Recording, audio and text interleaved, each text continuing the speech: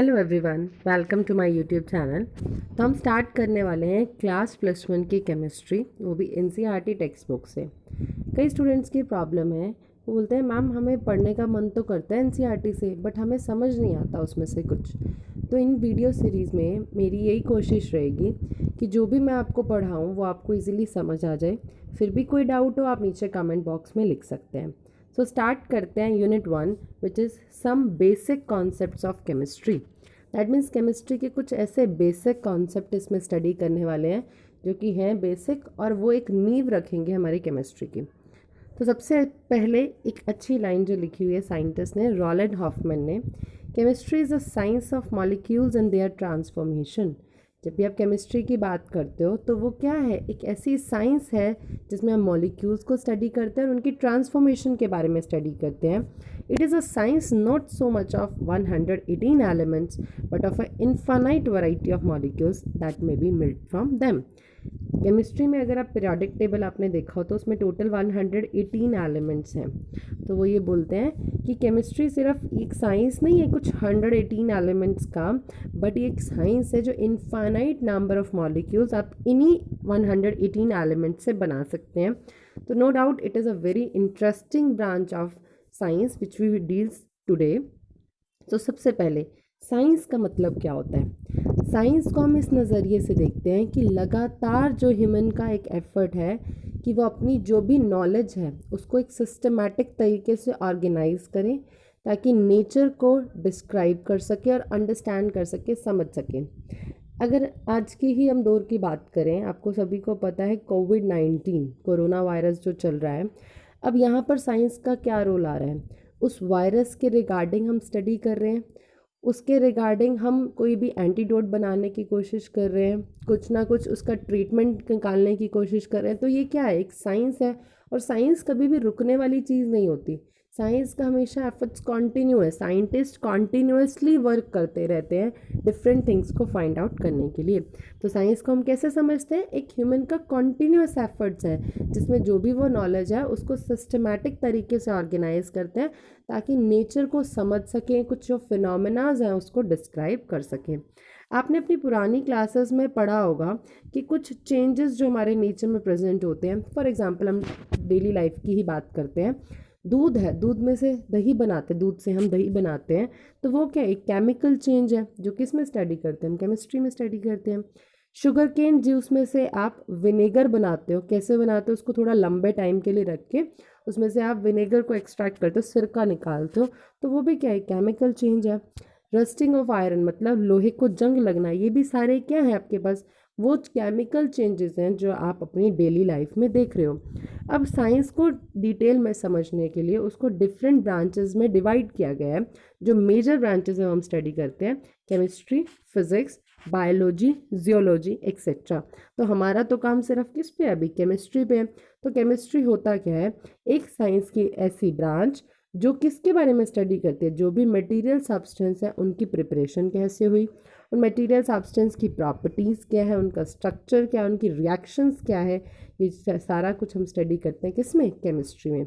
कोई भी आपने सब्सटेंस लिया, कोई भी ऐसी चीज़, मटेरियल सब्सटेंस मतलब कोई भी ऐसी चीज़ जो स्पेस ऑक्यूपाई कर रही है, ठीक है, जो हमारी सेंसेस उसको ऑब्जर्व कर सकती हैं, तो उसकी प्रिपरेशन कैसे हो रही है, उसकी प्रॉपर्टीज़ क्या है, उसका स्ट्रक्चर क्या है, उसकी रिएक्शंस क्या है, ये सारा हम डील करते हैं केमिस्ट्री के अंदर। तो सबसे पहले समझते हैं हम केमिस्ट्री की डेवलपमेंट क्या हुई। जो केमिस्ट्री आज हम समझते हैं ये बहुत ही पुरानी नहीं है। केमिस्ट्री खुद के लिए ही स्टडी नहीं की गई थी कि भाई केमिस्ट्री एक अलग से ब्रांच है चलो उसको स्टडी करते हैं, ऐसा नहीं आया था। ये दो इंटरेस्टिंग चीज़ों की रिसर्च के साथ केमिस्ट्री जो है वो डेवलपमेंट में आई। पहला था फिलोसफर स्टोन, जिसको आप पारस भी बोलते हो। पारस क्या होता है, जिसके साथ कोई भी चीज़ लगती है तो वो सोना हो जाती है। जो पारस का मतलब जो कि मेटल्स को, जैसे कॉपर हो गया, आयरन हो गया, इन सबको किस में कन्वर्ट करता है, गोल्ड में कन्वर्ट करता है। दूसरा हो गया एलेक्सियर ऑफ लाइफ। एलेक्सियर ऑफ लाइफ क्या मतलब, अमृत, जिसका मतलब है इमॉर्टैलिटी। तो इन दोनों चीज़ों की खोज में ना केमिस्ट्री की शुरुआत कर दी। एंशियंट इंडिया में जो लोग थे उनको कुछ ना कुछ साइंटिफिक फिनोमेनास के बारे में पता था मॉडर्न साइंस आने से पहले ही। उन्होंने अपनी नॉलेज को बहुत सारे फेजेस में, लाइफ के फेजेस में अप्लाई किया हुआ था केमिस्ट्री जो आपके पास मेनली डेवलप्ड हुई थी वो एल्केमी और इलेक्ट्रोकेमिस्ट्री की फॉर्म में हुई थी। कब? 1300 से 1600 सीई में, कॉमन इरा। मॉडर्न केमिस्ट्री ने जो शेप ली थी वो कब ली थी? 18 सेंचुरी में यूरोप में, कुछ साल बाद एल्केमिक ट्रेडिशन के बाद, और जो कि आपके पास कब आई थी? यूरोप में अरब्स के द्वारा। ठीक है। और कुछ और कल्चर्स अगर हम बात करें, स्पेशली चाइनीज़ और इंडियंस जो हैं, उनका खुद का ही एक एल्केमिक ट्रेडिशंस था। इसमें क्या होता था? केमिकल प्रोसेसेस या टेक्निक्स की उनको नॉलेज होती थी। जो एंशंट इंडिया था उस टाइम पे केमिस्ट्री के कुछ नाम होते थे, जो नाम थे रसायन शास्त्र बोलते थे, रास तंत्र बोलते थे, रास क्रिया या रास विद्या। अगर आप देखोगे ना, केमिकल, केमिकल का नाम होता है रसायन या रास। ठीक है। तो उस टाइम पे एंशंट इंडिया में केमिस्ट्री के नाम थे रसायन शास्त्र। कुछ ना कुछ रास को, रास या रसायन वर्ड आपको मिलेगा, रास तंत्र, रास क्रिया या रास विद्या। और इसमें इंक्लूडेड क्या होता था? मेटलर्जी। मेटलर्जी क्या होता है? किसी भी चीज़ की एक्सट्रैक्शन करते हो ना, वो सारे प्रोसेसेस आप स्टडी करते हो केमिस्ट्री की मेटलर्जी ब्रांच में। तो उसमें मेटलर्जी इंक्लूड होता था, मेडिसिन इंक्लूड होता था, कॉस्मेटिक की मैन्युफैक्चरिंग होती थी, ग्लासेस होते थे, डाइज होते थे। एक और इम्पॉर्टेंट चीज़, अब जो साइंस हम पढ़ते हैं ना, उससे बहुत पहले की अगर हम साइंस की बात करें, सपोज़ आप महाभारत या रामायण के टाइम की साइंस ले लो, तो वो बहुत ज़्यादा डेवलप्ड थी। आप ये देखिए, उस टाइम पे इतने लड़ाई होती थी तो वहाँ पर लोग घायल भी होते थे, बट वो नेक्स्ट डे बिल्कुल ऐसे परफेक्ट हो जाते थे। दैट मीन्स वहाँ पर जो उस टाइम मेडिसिन यूज़ की जाती थी ना, वो बहुत ही बेटर मेडिसिन होती थी जो आज हम यूज़ करते हैं। आज भी अगर हम बात करें प्रॉपर, अगर हम आयुर्वेदा अपना लेना, तो चीज़ें इतनी डेवलप्ड हो सकती हैं। तो उसी के बारे में हम थोड़ा सा डिटेल देखते हैं कि क्या क्या चीज़ें एक्चुअली में उस टाइम हुआ करती थी। ठीक है। तो अभी सबसे पहले सिस्टमैटिक एक एग्जीक्यूशंस जो मोहनजोदड़ो में थी, सिंध में, और हड़प्पा में थी, पंजाब में, उन्होंने केमिस्ट्री की डेवलपमेंट बताई कि इंडिया में बहुत पुरानी है। आपको पता है हड़प्पा सभ्यता, मोहनजोदड़ो सभ्यता जो है, ये बहुत ही पुरानी है। और उस टाइम पे आपको सिस्टमैटिक एग्जीक्यूशंस, एग्जीक्यूशंस का मतलब होता है कुछ भी खुदाई जो है देखने को मिली। और उन्होंने ये बताया कि केमिस्ट्री जो है वो बहुत ही पुरानी है। Archaeological findings show that baked brick was used in construction work. जो भी उस टाइम पे कंस्ट्रक्शन वर्क होता था, आर्कियोलॉजिस्ट ने ये फाइंड आउट किया कि उस टाइम पे जो ब्रिक्स भी यूज़ होती थी ना, वो भी इवन बेक्ड ब्रिक्स यूज़ होती थी, ऐसे नॉर्मल ब्रिक्स यूज़ नहीं होती थी। जो एक पॉटरी का मास प्रोडक्शन है, जिसको आप बोलते हो सबसे पहला केमिकल प्रोसेस अगर हुआ है जो हमें पता है, वो यही है, पॉटरी का मास प्रोडक्शन, जिसमें मटेरियल्स को मिक्स किया जाता था, उन मटेरियल्स को मोल्ड किया जाता था, और फिर उसको क्या कहता है, हीटिंग किया जाता था। कैसे? फायर का यूज़ करके, ताकि जो भी आपको डिज़ायरेबल क्वालिटीज़ की चीज़ें चाहिए आप वो बना सकते हैं। ग्लेस पॉटरी के जो रिमेन्स हैं वो भी हमें मोहनजोदड़ो में मिले। उस टाइम पे जो सीमेंट यूज़ होती थी वो जिप्सम सीमेंट यूज़ होती थी कंस्ट्रक्शन वर्क में। और उसमें होता क्या था? लाइम यूज़ होता था, सैंड, और कुछ ट्रेसेस कैल्शियम कार्बोनेट के यूज़ होते थे। दैट मीन्स केमिस्ट्री तो उस टाइम भी बहुत डेवलप्ड थी। हड़प्पन्स जो है उन्हें फेंस बनाया। फेंस क्या होता है? एक ऐसा ग्लास होता है जो कि ऑर्नामेंट्स में यूज़ होता है। तो हड़प्पन में हमें फेंस के ट्रेसेस मिले। वो क्या करते थे? वो मेल्ट करते थे और फॉगेट करते थे। फॉगेट का मतलब होता है किसी भी चीज़ को आप मिक्सअप करके ना एक चीज़ की क्वालिटी को इम्प्रूव करो। तो वो क्या करते थे? वैरायटी ऑफ ऑब्जेक्ट्स जो हैं, जो मेटल से बना सकते हो आप, जैसे लेड हो गया, सिल्वर, गोल्ड और कॉपर को मेल्ट करके मिला के चीज़ों की क्वालिटी को इम्प्रूव करते थे। वो इम्प्रूव करते थे किस चीज़ को? कॉपर की हार्डनेस को, ताकि वो आर्टिफैक्ट्स बना सके। आर्टिफैक्ट कलाकृति इसका मतलब होता है। ठीक है। तो एक ग्लास ऑब्जेक्ट्स जो है, नंबर ऑफ ग्लास ऑब्जेक्ट्स आपको कहाँ देखने को मिले? मास्की जो साउथ इंडिया में है, और कब? 1000 से 900 BC में देखने को मिले। और हस्तिना और तक्षशिला जो है नॉर्थ इंडिया में, जो बड़ी फेमस होती थी, वहाँ पर भी आपको नंबर ऑफ ग्लास ऑब्जेक्ट्स देखने को मिले। ग्लास और ग्लेजेस जो हैं उसको कलर किया जाता था। कैसे? कलरिंग एजेंट डाला जाता था उस टाइम पे, और वो कलरिंग एजेंट क्या होता था? Metal oxide. कॉपर की जो मेटलर्जी है वो तब होती थी जब आप चालकोलिथिक पीरियड की कल्चर की बात करो, सब कॉन्टिनेंट में बिगिन हुआ। चालकोलिथिक कल्चर में क्या होता था? कॉपर और स्टोन का ही ज़्यादा यूज़ होता था। ये आपके पास बहुत सारे आर्कियोलॉजिकल एविडेंस आए जिन्होंने ये बोला कि जो कॉपर की एक्सट्रैक्शन का प्रोसेस है और आयरन के जो एक्सट्रैक्शन का प्रोसेस है वो उसी ही एरिया में डेवलप्ड हुआ। ऋग्वेद, जो हमारे 4 वेद हैं उसमें से एक वेद है ऋग्वेद। ऋग्वेद में ये बताया गया है कि जो लेदर की टैनिंग है और कॉटन को डाई करने हैं, वो भी उस टाइम पे था। किस एक टाइम पीरियड में? 1000 से 400 BC में। जो आपके पास ब्लैक पॉलिश है, उसका जो गोल्डन ग्लेज है, वो अभी तक रेप्लिकेट नहीं किया जा गया और अभी तक वो एक मिस्ट्री। कौटिल्य के अर्थशास्त्र में हमें ये देखने को मिलता है कि सॉल्ट जो है वो सी से कैसे प्रोड्यूस होता है, उसका पूरा प्रोसीजर बताया गया है। तो जो पहले आपने एंशियंट वैदिक टाइम में जो भी चीज़ें देखी थी वो आज जो मॉडर्न फाइंडिंग्स हैं उसके साथ सिमिलर मैच करती हैं। कॉपर के बर्तन हो गए, आयरन हो गया, गोल्ड हो गया, सिल्वर के ऑर्नामेंट्स हो गए, टेराकोटा डिस्क हो गई, पेंटेड आपके पास ग्रे पॉटरी हो गई। ये बहुत सारी आर्कियोलॉजिक साइट्स जो नॉर्थ इंडिया में वहाँ देखने को मिली है। सुश्रुता और संहिता, उन्होंने एल्कली के इम्पॉर्टेंस के बारे में बताया। अब सुश्रुता और संहिता क्या थे? ये एक एंशंट संस्कृत के टेक्स्ट थे जो कि किस चीज़ पे बेस्ड थे? मेडिसिन और सर्जरी पे बेस्ड थे। उसके बाद आता है चक्र संहिता, उसने भी एंशंट इंडियंस के बारे में बताया है जो कि ये जानते थे कि सल्फ्यूरिक एसिड कैसे प्रिपेयर किया जा सकता है, नाइट्रिक एसिड कैसे प्रिपेयर किया जा सकता है, कॉपर, टिन और जिंक के ऑक्साइड कैसे बना सकते हैं, कॉपर, जिंक और आयरन के सल्फेट्स कैसे बना सकते हैं, और लेड और आयरन के आप कार्बोनेट्स कैसे प्रिपेयर कर सकते हो। और चक्र संहिता क्या था? एक एंशियंट संस्कृत टेक्स्ट ही था जो कि बेस्ड था आयुर्वेदा पे।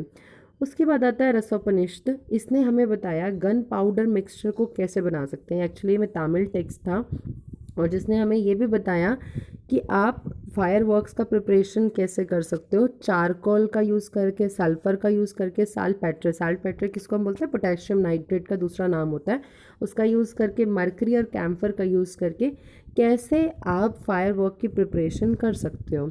नागार्जुन एक बहुत ही बड़े इंडियन साइंटिस्ट थे और ये एक बहुत ही अच्छे रेप्यूटेड केमिस्ट भी थे और एक एल्केमिस्ट भी थे और मेटलर्जिस्ट भी थे। इनका जो वर्क था रास रत्नाकर, उन्होंने बताया कि मरकरी कंपाउंड्स का फॉर्मुलेशन कैसे होगा और इन्होंने मेटलर्जी पे भी काम किया जिसमें उन्होंने ये बताया कि मेटल्स जैसे गोल्ड, सिल्वर, टिन, कॉपर, इसकी एक्सट्रैक्शन कैसे होगी। एक बुक जिसको हम बोलते हैं रसायनवम, ये अपीयर्ड हुई अराउंड 800 सीई में और इसने भी हमें बहुत सारे फर्नेसेस के बारे में बताया। फर्नेसेस लाइक भट्टी, ओवंस जो आप घर में देखते हो, क्रूसिबल्स क्या होता है? केमिस्ट्री की लैब्स में आप ये देखते हो एक छोटा सा इंस्ट्रूमेंट होता है क्रूसिबल्स, ठीक है। तो वो डिफरेंट पर्पसेस के लिए कैसे यूज़ होते हैं इस चीज़ के बारे में बताया। ग्लास से ही बना होता है क्रूसिबल भी एक्चुअली। इन्होंने ये मेथड्स बताए जिससे मेटल्स को आइडेंटिफाई कर सकते हैं बाय फ्लेम कलर। जैसे सोडियम का एक आइडेंटिफाई करने का एक तरीका होता है कि सोडियम को जैसे आप फ्लेम करोगे तो डी लाइंस देखने को मिलेंगे which is of yellow in colour. तो मेटल्स को कैसे हम आइडेंटिफाई कर सकते हैं उसके फ्लेम के कलर से, ये भी इन्होंने बताया। चक्रपाणी भी एक बहुत ही बड़े साइंटिस्ट होते थे। चक्रपाणी ने हमें बताया मरकरी सल्फाइड की डिस्कवरी के बारे में। जो सोप की इन्वेंशन है ना वो भी चक्रपाणी को ही जाती है। उन्होंने क्या यूज़ किया? मस्टर्ड ऑयल का और कुछ एल्कली जो है वो यूज़ किए सोप को बनाने के लिए। इंडियंस ने सोप को बनाना शुरू किया 18th सेंचुरी में। उन्होंने क्या लिया? एरंडा ऑयल लिया, मोवा प्लांट के सीड्स लिए और कैल्शियम कार्बोनेट लिया और सोप को बनाने की ट्राई किया और वहाँ से सोप की फॉर्मेशन की। जो आपको पेंटिंग्स दिखती हैं अजंता और इलोरा केव्स क्या है? मुंबई में है। जो वहाँ पर पेंटिंग्स है जो इवन इतने टाइम बाद भी फ्रेश दिखती हैं, वो ये बताती हैं कि एंशियंट इंडिया में जो साइंस थी वो बहुत ही हाई लेवल की साइंस थी। उसके बाद ब्राह्मण्स की जो बृहत संहिता है वो भी एक टाइप की एनसाइक्लोपीडिया थी जिसमें जो कि कंपोज हुई थी किसमें? 6th सेंचुरी सी में, ठीक है। इसने हमें बताया कि आप ग्लूटोनियस मटेरियल का कैसे प्रिपरेशन करते हो। ग्लूटोनियस मटेरियल मतलब कोई भी एक टाइप की गम आप सोच सकते हैं। आप ग्लूटोनियस मटेरियल का कैसे फॉर्मेशन कर सकते हो। वो मटेरियल कहाँ लगेगा? वॉल्स पे लगेगा, हाउसेस की रूफ्स पे लगेगा और टेम्पल्स पे। ये टोटली जो बनाया गया वेरियस प्लांट्स, फ्रूट्स, सीड्स और बाग के एक्सट्रैक्शन से बनाया गया, जिनको आपने कैसे किया? बॉयल करके कॉन्सेंट्रेट किया, फिर उसको वेरियस रेजन्स से ट्रीट किया। तो ये इंटरेस्टिंग है। ये ऐसे जो मटेरियल्स हैं उनको साइंटिफिकली समझना और उनको यूज़ करना, इससे ही हमें ये पता चलता है कि उस टाइम की जो साइंस थी वो बहुत ही ज़्यादा डेवलप्ड थी। सो अथर्ववेद में हमें कुछ डाई स्टफ़ के बारे में मिलता है। तो वहाँ पर जो मटेरियल यूज़ हुए थे वो टर्मरिक हुआ था, मैडर हुआ था, सनफ्लावर, ऑर्पिमेंट हुआ था, कॉकिनियल हुआ था और लैक। कॉकिनियल क्या होता है?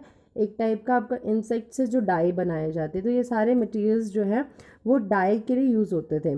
कुछ और सब्सटेंस हैं जिनकी टिंटिंग प्रॉपर्टी थी, कुछ ब्लरिंग, कुछ आपको शेड को कम करने की जो प्रॉपर्टी होती है वो उसमें कौन कौन से यूज़ होते हैं, कैम्प्लिका यूज़ होता था, पटानगा यूज़ होता है, जाटुका। तो आपको ये चीज़ें याद नहीं करनी, इट्स फॉर जस्ट अंडरस्टैंडिंग कि उस टाइम पे साइंस कैसी हुआ करती थी। जो वहमीर्स की बृहद संहिता है उसमें हमें कॉस्मेटिक और परफ्यूम्स के बारे में भी जानने को मिलता है।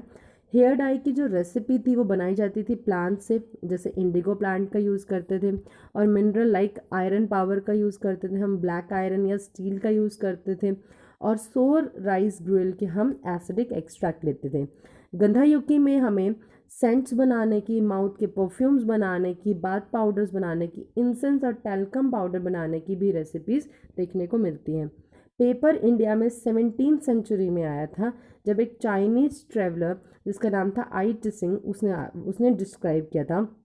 जब तक्षशिला पे आपके पास एग्जाकवेशंस देखी गई, इसका मतलब क्या होता है, एक्सकवेशंस का मतलब जब भी खुदाई की गई वहाँ पर जो चीज़ें मिली हैं वो हमें ये इंडिकेट करते हैं कि इंक जो है ना इंडिया में वो 4th सेंचुरी से यूज़ हो रही थी। और जो इंक का कलर था वो किससे बनाया जाता था, चॉक से, रेड लेड से और एल्यूमिनियम से बनाया जाता था। अब ये देखा जाता है कि जो फर्मेंटेशन का प्रोसेस है वो भी हमें इंडियंस को पता था।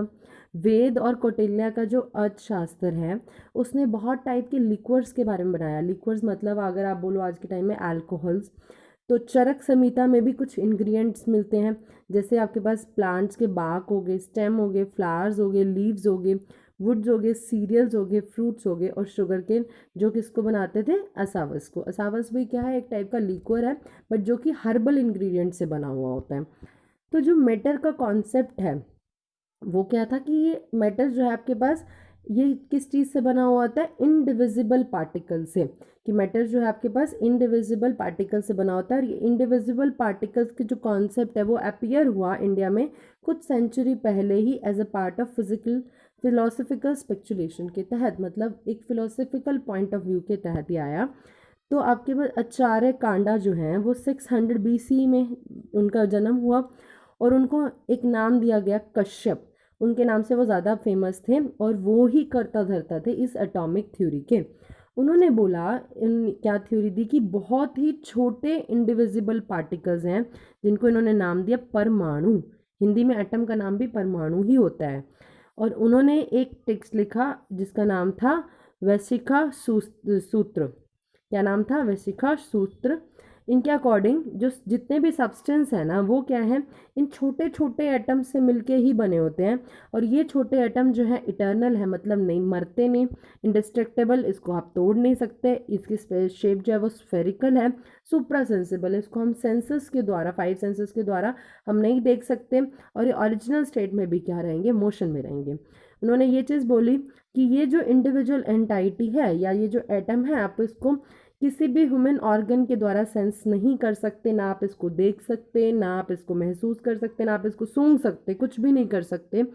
तो कांडा ने ये भी बोला कि आपके पास वैरायटी ऑफ एटम्स हैं, जैसे आपके पास डिफरेंट सब्सटेंसेस हैं तो ऐसे ही डिफरेंट सब्सटेंसेस में different kind of atoms present होंगे। ये अब जो परमाणु है या जिसको आप एटम बोल रहे हो, ये पेयर्स बनाते हैं, पेयर्स भी बना सकते हैं, दो दो के जोड़े में भी हो सकते हैं, ट्रिपलेट भी हो सकते हैं, और कॉम्बिनेशन भी देखे गए, और इनमें कुछ ना कुछ अनसीन फोर्सेस देखी गई। और जिन फोर्सेस को हम बोल रहे हैं इनके बीच में अट्रैक्शन है, जो अनसीन फोर्सेस ही क्या है, इनके बीच में अट्रैक्शन का एक कारण था। इस थ्योरी को जो कॉन्सेप्चुलाइज किया गया वो जोहन डेल्टन ने किया 2500 ईयर्स बाद में, जब आपके पास इन्होंने कश्यप ने ये थ्योरी दी थी। दैट मीन्स जो जोहन डेल्टन ने था वो क्या किया, उनके पॉइंट्स को कंसेप्चुलाइज तरीके से बता दिया। तो चक्र संहिता जो एक सबसे ओल्डेस्ट आयुर्वेदिक एपिक है इंडिया का, उसने डिजीज़ के ट्रीटमेंट के बारे में बताया। उसने पार्टिकल का रिडक्शन के बारे में बताया कि आप जो पार्टिकल का साइज़ है वो बहुत ही छोटा कर सकते हो। तो जो इसका कॉन्सेप्ट था वो हम ऑलरेडी डिस्कस कर चुके चक्र संहिता में। तो एक्सट्रीम रिडक्शन जो है पार्टिकल साइज़ का, उसी को ही हम नाम देते हैं नैनो टेक्नोलॉजी, जो कि आज इतनी फेमस है कि कैंसर के पेशेंट्स के ट्रीटमेंट में वो यूज़ होती है। सो चक्र संहिता जो है उसने भस्म का यूज़ बताया, भस्म of metals in the treatment of elements. भस्म होता क्या एक्चुअली, जब भी आप किसी चीज़ को जला देते हो ना, उसके बाद जो भी उसका अनबर्ड पोर्शन बचता है, आप उसको बोल सकते हो राख बच गई। तो वो क्या होता है, भस्म। उसने बोला कि अब मेटल्स का जो भस्म लोगे ना, वो एलिमेंट्स को ट्रीट करने के काम आएगा। और आजकल एक्चुअली यही ही हो रहा है। इतना छोटा साइज़ का पार्टिकल जो है वो यूज़ होता है कैंसर के ट्रीटमेंट में। तो आजकल ये चीज़ प्रूव हो गई है कि जो भस्म है वो नैनो पार्टिकल्स है मेटल का। ठीक है। तो जैसे ही एल्केमी डिक्लाइन हुई, एल्केमी वो टाइम पीरियड था जहाँ हम पारस की बात कर रहे थे। उसके बाद आई इलेक्ट्रोकेमिस्ट्री। इलेक्ट्रोकेमिस्ट्री उसने एक स्टेडी स्टेट रीच की। इलेक्ट्रोकेमिस्ट्री क्या था कि कोई भी डिजीज़ या एलिमेंट्स के ट्रीटमेंट में केमिकल्स का क्या यूज़ होगा। बट ये भी डिक्लाइन होती गई, क्यों? क्योंकि वेस्टर्न मेडिसिन सिस्टम आ गया था 20th सेंचुरी में। इस पीरियड में, इस पीरियड ऑफ स्टेगनेशन, स्टेगनेशन का मतलब होता है जहाँ कोई चीज़ें चेंज नहीं हो रही, इस टाइम पे फार्मास्यूटिकल इंडस्ट्री जो कि आयुर्वेदा पे बेस्ड थी वो एग्जिस्ट करने लग गई। बट ये फिर भी ये डिक्लाइन धीरे धीरे और होते गए। अब इसको 100 से 150 साल लगे इंडियंस को कि नई टेक्निक्स को अडॉप्ट कर सकें। इतने साल लगने के टाइम पे फॉरेन जो ट्रेडिशन है या फॉरेन प्रोडक्ट्स हैं वो इंडिया में आ गए, क्योंकि हम बहुत जल्दी इन न्यू टेक्निक्स को डेवलप नहीं कर पाए अपने अंदर, या हम बोलें बहुत जल्दी हम न्यू टेक्निक्स को अडॉप्ट नहीं कर पाए। इसी वजह से जो हमारी इंडियन केमिस्ट्री है वो डिक्लाइन हो गई और हमें फ़ॉरेन का कल्चर अपनाना पड़ा। इस वजह से indigenous traditional techniques gradually decline. Indigenous मतलब जो हमारे एक्चुअली ओरिजिन के थे। अब अगर हम इंडिया की बात करें तो इंडियन जो ट्रेडिशनल टेक्निक्स थे वो धीरे धीरे डिक्लाइन होते गए। मॉडर्न जो साइंस आपके पास आई इंडियन सीन में, वो क्या आई later part of 19th century. Mid 19th century में यूरोपियन साइंटिस्ट ने इंडिया में आना शुरू कर दिया और तब शुरू हुई हमारी मॉडर्न केमिस्ट्री शुरू हो गई, और वही हम आजकल स्टडी करते हैं। तो इस डिस्कशन से हमें ये पता चल गया कि देखो, सबसे पहली चीज़ तो कैसे केमिस्ट्री का डेवलपमेंट हुआ, कैसे कहाँ कहाँ चीज़ें हमें केमिस्ट्री के एविडेंस कहाँ कहाँ मिले। उस टाइम भी लोग केमिस्ट्री को बहुत जानते थे, कैसे उसका डिक्लाइन हुआ, कैसे हम उस चीज़ को अडॉप्ट नहीं कर पाए न्यू टेक्नोलॉजीज़ को, और फॉरेन वाली चीज़ें आके हमारे इंडिया में सेटल हो गई, और हम पुराना अपना जो एपिक है, पुरानी जो अपनी इतनी रिच कल्चर है उसको भूल गए। तो बट हमें अभी उसकी हिस्ट्री पे और नहीं जाना है। ये हमारा हिस्ट्री का एक जनरल पार्ट था जिसमें से कभी क्वेश्चन नहीं पूछा जाएगा, बट ये सिर्फ जनरल नॉलेज के लिए था। अब हम स्टडी करेंगे जो बेसिक है केमिस्ट्री का, उसके बारे में। तो हमें अभी तक जो पढ़ा उससे हम एक आइडिया लगा चुके हैं जो केमिस्ट्री है वो किस चीज़ से डील कर रही है। जो भी मैटर है उसकी कॉम्पोजिशन से, मैटर की स्ट्रक्चर से, उसकी प्रॉपर्टीज़ से और उसकी इंटरेक्शन से, ये सारी चीज़ों से जो डील करती है वो क्या होती है केमिस्ट्री। मतलब मैटर लो, मैटर की कॉम्पोजिशन हो गई, मैटर के अंदर क्या क्या चीज़ें प्रेजेंट है, उसका क्या स्ट्रक्चर है, उसकी क्या प्रॉपर्टी है, वो कैसे इंटरैक्ट करेगा, ये सारी चीज़ें हम केमिस्ट्री के अंदर स्टडी करते हैं, और यही ही हमारी डेली लाइफ के लिए इम्पॉर्टेंट भी है। इस एस्पेक्ट को समझने के लिए हम कुछ बेसिक टर्म्स यूज़ करते हैं, that is known as atoms and molecules. तो इसीलिए हम केमिस्ट्री को नाम देते हैं science of atoms and molecules, क्योंकि ये एटम्स और मॉलिक्यूल की ही साइंस है। इन डेफिनेशंस को भी आगे हम और डिटेल में करेंगे। अब सबसे पहला क्वेश्चन हमारे पास माइंड में ही आता है, क्या हम इन एटम्स और मॉलिक्यूल्स को देख सकते हैं? क्या ये पॉसिबल है कि हम किसी भी पर्टिकुलर मास ऑफ मैटर में, मतलब आपने कोई भी मैटर लिया, मैटर क्या होता है, anything which occupy space and have मास। कोई भी आपने मैटर लिया, क्या आप उसमें नंबर ऑफ एटम्स और मॉलिक्यूल्स काउंट कर सकते हो? या फिर हम कोई भी एक रिलेशनशिप किसके बीच में, मास और पार्टिकल्स के बीच में बता सकते हैं?